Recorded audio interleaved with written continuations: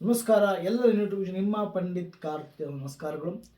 ಇವತ್ತಿನ ವಿಡಿಯೋ ಏನಪ್ಪಾ ಅಂತ ಹೇಳಿದ್ರೆ, ನೋಡಿ, ಮೇಷರಾಶಿಯ ಫಲವನ್ನು ಈ ವರ್ಷ 2025 ಮೇಷರಾಶಿಯ ಫಲವನ್ನು ನಿಮಗೋಸ್ಕರ ನಾವು ತಿಳಿಸ್ತಾ ಇದ್ದೀವಿ.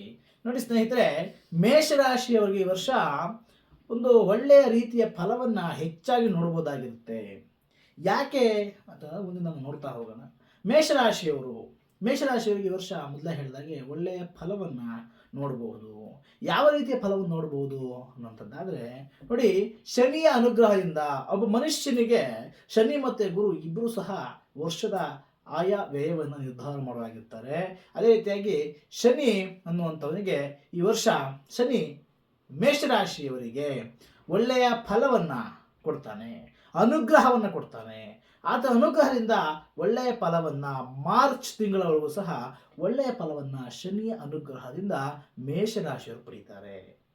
ಹಾಗಿದ್ರೆ ನೋಡಿ, ಒಳ್ಳೆಯ ಫಲವನ್ನು ನಿರೀಕ್ಷಿಸಬಹುದು ಶನಿಗ್ರಹದ ಸ್ಥಾನ ಫಲದಿಂದ. ನಂತರದಲ್ಲಿ ಮಾರ್ಚ್ನ ನಂತರದಲ್ಲಿ ಸ್ವಲ್ಪ ಮಂದಗತಿ ಆಗುತ್ತೆ. ಆದರೆ ಮಂದಗತಿ ಆದರೂ ಕೂಡ ಒಳ್ಳೆಯ ಫಲ ಏನಂತಂದರೆ, ಈ ಅಂತಾರಾಷ್ಟ್ರೀಯ ಸಂಪರ್ಕ ಹೊಂದಿರುವಂಥವ್ರಿಗೆ, ಇದು ಸಾಮಾನ್ಯ ಜನರಿಗಾದರೆ ಶನಿಯಿಂದ ಮಾರ್ಚ್ನವರೆಗೂ ಒಳ್ಳೆಯ ಫಲವನ್ನು ಸಾಮಾನ್ಯ ಉದ್ಯಮಿಗಳು ಮುಂತಾದ ಜನರು ಪಡೆಯುವಂಥದ್ದಾದರೆ, ಅಂತಾರಾಷ್ಟ್ರೀಯ ಸಂಬಂಧವನ್ನು ಹೊಂದಿರುವಂತಹ, ಅಂತಾರಾಷ್ಟ್ರೀಯ ಸಂಪರ್ಕವನ್ನು ಹೊಂದಿರುವಂತಹ ಉದ್ಯಮಿಗಳಿರ್ಬೋದು ಅಥವಾ ಬೇರೆ ಇನ್ನೊಂದರಿಗಿರ್ಬೋದು, ಅವ್ರಿಗೆ ಆ ಒಂದು ಸಂಪರ್ಕದಿಂದ ಇನ್ನೂ ಉತ್ತಮ ರೀತಿಯ ಸಂಪರ್ಕಗಳು ಸಾಧನೆ ಆಗುವಂಥದ್ದು, ಅಥವಾ ಇರುವ ಸಂಪರ್ಕದಲ್ಲೇ ಒಳ್ಳೊಳ್ಳೆಯ ಧನಲಾಭಗಳು, ಅದೇ ರೀತಿಯಾಗಿ ಒಳ್ಳೊಳ್ಳೆ ಫಲಗಳನ್ನು ನೋಡುವಂಥದ್ದು ಇರಬಹುದು. ಅದೇ ರೀತಿಯಾಗಿ ನೋಡಿ, ಒಳ್ಳೆಯ ಲಾಭ ಮತ್ತು ಅನುಕೂಲವನ್ನು ಈ ಒಂದು ವ್ಯಾಪಾರ ಅಂತಾರಾಷ್ಟ್ರೀಯ ಸಂಪರ್ಕದಲ್ಲಿ ಪಡೆಯುವಂಥರಾಗ್ತಾರೆ. ಅದೇ ರೀತಿಯಾಗಿ ವ್ಯವಹಾರದಲ್ಲಿ ಒಳ್ಳೆಯ ಲಾಭವನ್ನು ವ್ಯವಹಾರ ಮಾಡುವಂಥವರು ಉದ್ಯಮಿಗಳು ಒಳ್ಳೆಯ ಲಾಭವನ್ನು ಪಡಿಬೋದಾಗಿರುತ್ತೆ. ಆದರೆ 9ನೇ ತಿಂಗಳ ನಂತರದಲ್ಲಿ ನೋಡಿ, ನೆನ್ಪಿಟ್ಕೊಳ್ಳಿ, 9 ಸೆಪ್ಟೆಂಬರ್ ತಿಂಗಳ ನಂತರದಲ್ಲಿ ಸ್ವಂತ ವ್ಯಾಪಾರಸ್ಥರಿಗೆ ಸ್ವಲ್ಪ ನಷ್ಟ ಆಗ್ತದೆ. ಸ್ವ ಉದ್ಯೋಗ ಮಾಡುವಂಥವರಿಗೆ ನಷ್ಟ ಆಗುವಂಥದ್ದಿರುತ್ತೆ. ಅದೇ ರೀತಿಯಾಗಿ 9ನೇ ತಿಂಗಳಿಗೆ ಅತ್ಯಂತ ಎಚ್ಚರವಾಗಿರಿ.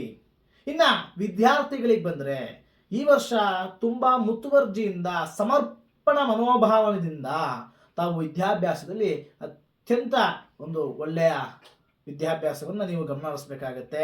ಆ ನಂತರದಲ್ಲಿ ನೋಡಿ, ಆರೋಗ್ಯದಲ್ಲಿ, ಸಂಗಾತಿಯ ಆರೋಗ್ಯದಲ್ಲಿ, ಯಾರು ಗಂಡ ಹೆಂಡತಿ ಇರ್ತಾರೋ ಸಂಗಾತಿಯ ಆರೋಗ್ಯದಲ್ಲಿ ತುಂಬ ಎಚ್ಚರ ವಹಿಸಬೇಕಾಗತ್ತೆ.